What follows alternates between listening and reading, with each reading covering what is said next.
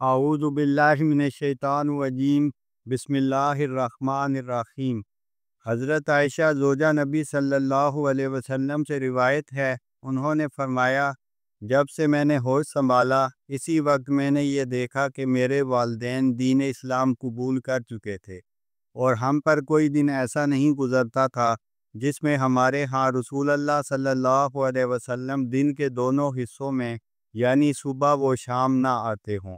پھر حضرت ابو بکر صدیق رضی اللہ تعالیٰ عنہ کے دل میں ایک بات آئی، اور انہوں نے اپنے گھر کے سامنے ایک کھلی جگہ میں مسجد بنا لی، جس میں وہ نماز پڑھتے اور قرآن کریم کی تلاوت کرتے تھے۔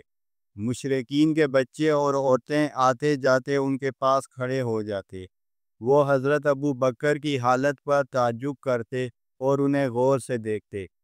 حضرت ابو بکر صدیق بڑے رقیق القلب اور گریہ زاری کرنے والے انسان تھے۔ جب قرآن کریم کی تلاوت کرتے تو انہیں اپنی آنکھوں پر کنٹرول نہیں رہتا تھا۔ حضرت ابو بکر صدیق کے اس طرز عمل نے مشرکین قریش کے اشراف کو بڑی گھبراہٹ میں مبتلا کر دیا تھا۔ صحیح بخاری حدیث نمبر 476۔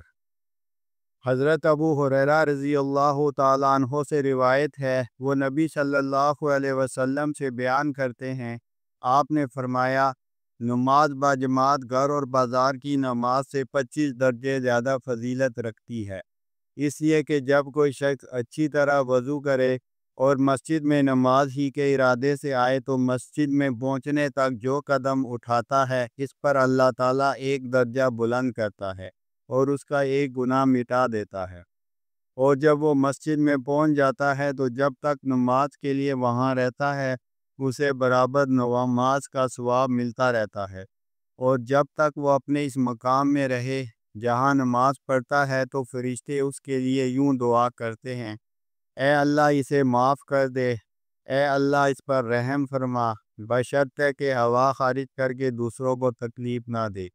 صحیح بخاری حدیث نمبر 477۔ حضرت عبداللہ بن عمر یا عبداللہ بن عمر بن العاص رضی اللہ عنہ سے روایت ہے، انہوں نے کہا، نبی صلی اللہ علیہ وسلم نے اپنی انگلیوں کو کینچی بنایا۔ صحیح بخاری حدیث نمبر 478 اور 79۔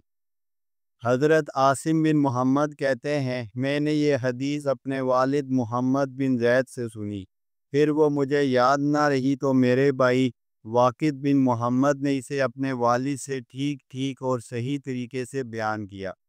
انہوں نے کہا، حضرت عبداللہ بن عمر بن العاص نے بیان کیا، رسول اللہ صلی اللہ علیہ وسلم نے فرمایا، اے عبداللہ بن عمر، اس وقت تیرا کیا حال ہوگا جب تو کوڑے کرکٹ جیسے لوگوں کے درمیان باقی رہ جائے گا۔ پھر یہ حدیث بیان کی۔ صحیح بخاری حدیث نمبر 480۔